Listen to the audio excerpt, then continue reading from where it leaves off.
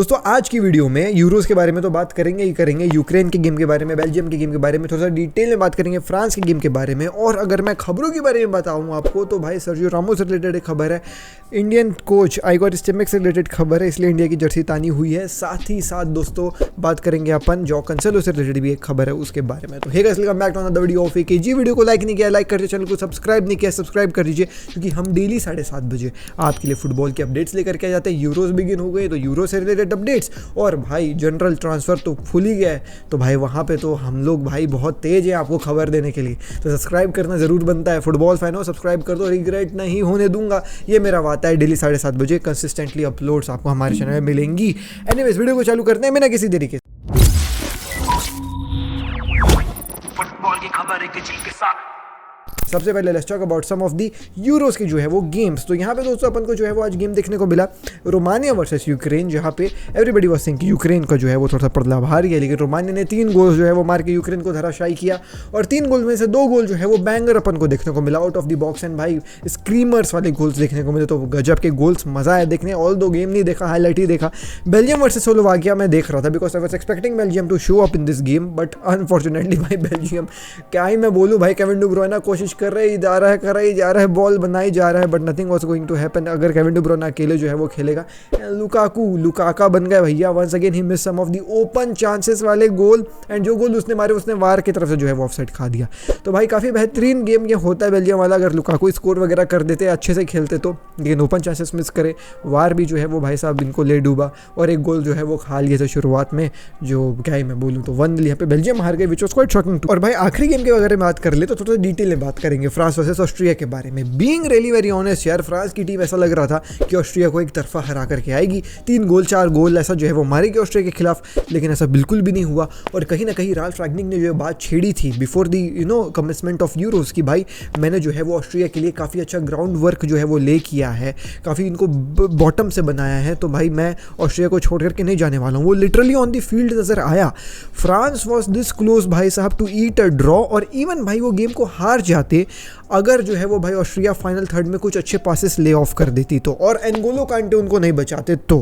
France भाई overall काफ़ी जो है वो मीडियोकर नजर आई, एंड इट इज़ जस्ट भाई साहब something which I will not understand कि in 2024 we are seeing a double pivot of Rabiot with Ngolo Kante. I have no issues with Ngolo Kante. Ngolo Kante in the first half was थोड़ा सा sloppy, but in the second half उसने भी जो है वो पकड़ा game, और उसने फ्रांस के लिए गेम बचाया with that incredible tackle which we had on भाई साहब वो ऑस्ट्रिया का खिलाड़ी जब वो एकदम रन कर रहा था गोल के ऊपर।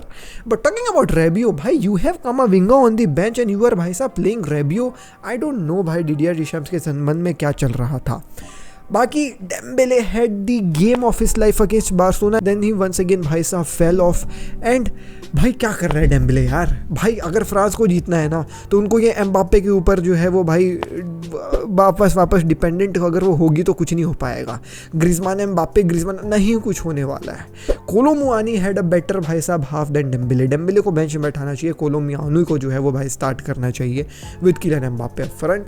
बाकी हाँ देखने को मिला Kounde on the right back वाला position, Kylian Mbappe on the left wing वाला position. So we are pretty much clear कि उनके फेवरेट पोजीशन कौन है उनके रिस्पेक्टेबल क्लब्स के लिए।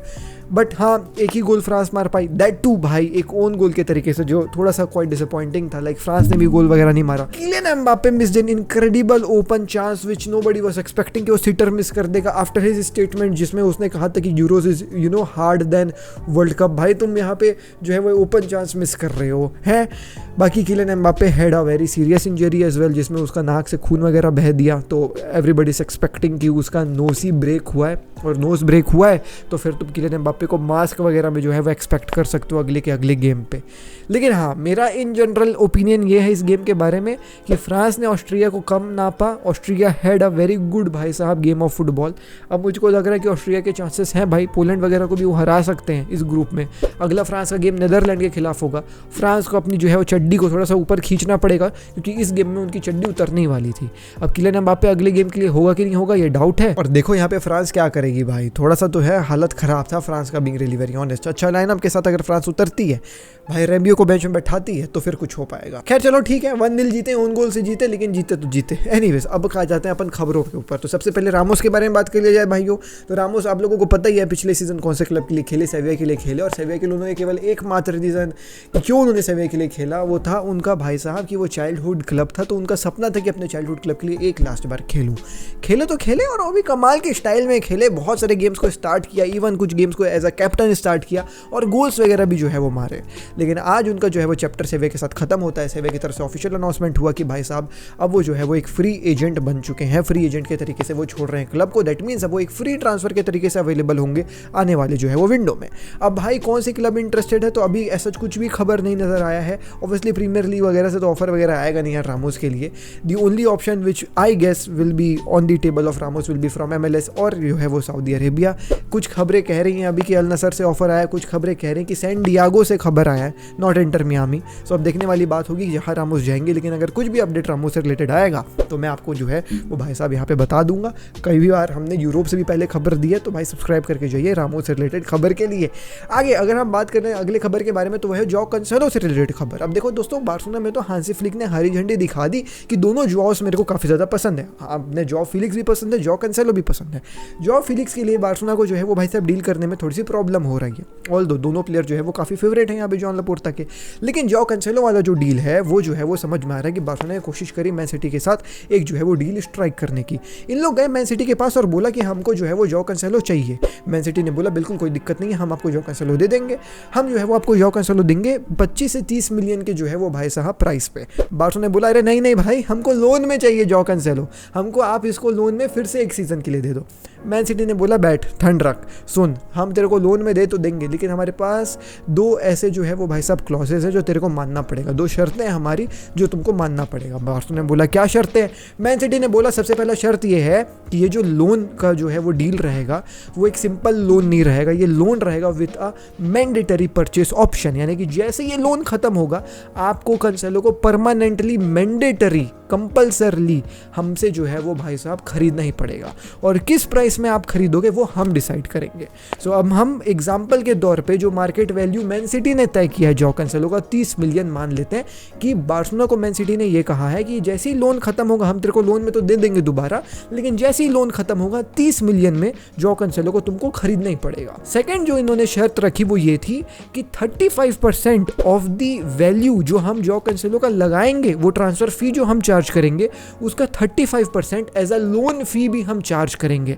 यानी कि बार्सिलोना को ये पूरा deal loan of jaw Cancelo for one more season will cost around 35 million as the transfer 30 million as the transfer fee and 10.5 million as the loan fee। समझ रहे हो आप? मतलब लोन खत्म हुआ तो आपको ट्रांसफर फी तो पे करनी है 30 मिलियन की, plus 35% of 30 million that is 10.5 million as a loan fee भी पे करना पड़ेगा मैन सिटी को। यानी कि ये पूरी डील बार्सिलोना को कॉस्ट करेगी अराउंड 40.5 मिलियन। अब एक 30 ईयर ओल्ड फुल बैक के लिए क्या 40.5 मिलियन का अमाउंट देना सही है कि नहीं है, ये आप डिसाइड करके मुझको कमेंट सेक्शन में बताओ दोस्तों, बिकॉज मेरे हिसाब से तो बिल्कुल भी सही नहीं है। अगर मैं भाई रूमर्स की मान लूँ, Frimpong is available for 40 million instead of going for Joao Cancelo 30 year old जो है वो भाई साहब फुल बैक फॉर 40 मिलियन।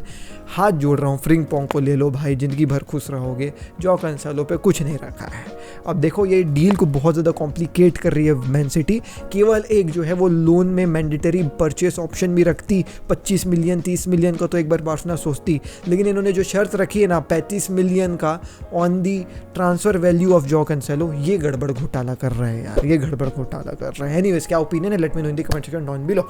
आखिरी खबर के ऊपर बढ़ जाएं दोस्तों, तो वो है खुशखबरी for all the Indian fans, और वो है कि भैया आइगोर स्टेमेक को फाइनली सैक कर दिया गया है।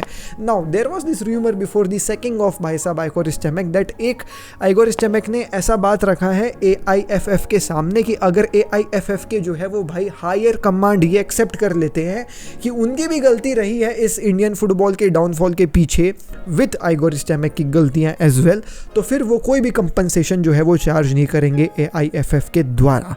अब ये बात में कितनी सच्चाई है कितनी झूठ है इसके ऊपर तो कोई कंफर्मेशन नहीं है, लेकिन आगे ये समझ में आता है 4-5 घंटे के बाद कि AIFF ने आइगोर स्टेमेक को फाइनली सैक कर दिया फ्रॉम द इंडियन फुटबॉल की team with paying him the compensation, जो अमाउंट है अराउंड 3 करोड़ यहाँ पे AIFF को कॉस्ट करा है ये सैकिंग ऑफ आइगोर स्टेमेक।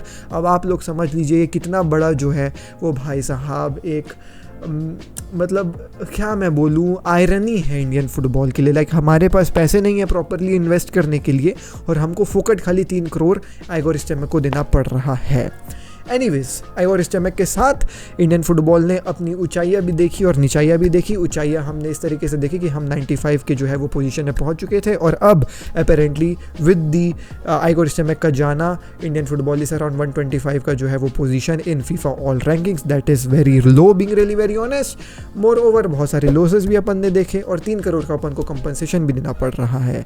अब कौन अगला कोच आएगा क्या होगा अब ये तो अपन को जो है वो वक्त ही बताएगा, बट जिस तरीके से ये पूरे आइगोर के सिचुएशन को हैंडल किया इंडियन फुटबॉल के जो है वो भाई साहब बोर्ड के मेंबर्स के द्वारा ये शेमफुल है। ऐसा भी कहा जा रहा था कि कोई श्याम जी करके हैं उन्होंने जो है वो भाई साहब जो एक क्लॉज था टर्मिनेशन क्लॉज उसको हटवाया है आइगोर स्टेमेक के कॉन्ट्रैक्ट से, जिसके चलते ये 3 मिलियन का कंपनसेशन फोकट खाली हमको देना पड़ रहा है।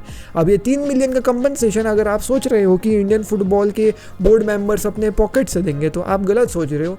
ये 3 मिलियन का कंपनसेशन 3 मिलियन कह रहा हूँ सॉरी, जितने बारे मैंने 3 मिलियन दिखा है सॉरी भाई माफ़ करना 3 करोड़ है।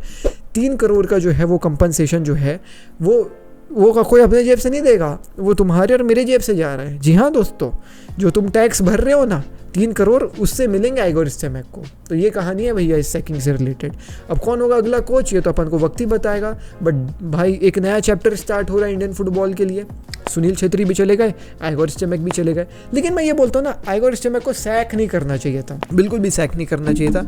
उसको अरेस्ट करना चाहिए था, जो वो किया ना इंडियन फुटबॉल के साथ उसको अरेस्ट करना चाहिए था। Anyways the last bit was a joke, but anyways मैं मिलता हूँ आपसे अगली वीडियो में। नेक्स्ट वीडियो में शेष के साथ टेक पीस, जय Hind, Vande Mataram and I wish यार इंडियन फुटबॉल काफ़ी अच्छा फ्लोरिश करे। बाकी फ्रांस तो भैया टट्टी खेली है क्या बोलोगे। डीएनए भरा है खून में, फुटबॉल की नॉलेज दिमाग में, चैनल भरा के जुनून से। फुटबॉल की खबर एक जी के साथ, फुटबॉल की खबर एक जी के साथ, फुटबॉल की खबर एक जी के साथ, फुटबॉल की खबर एक जी के साथ।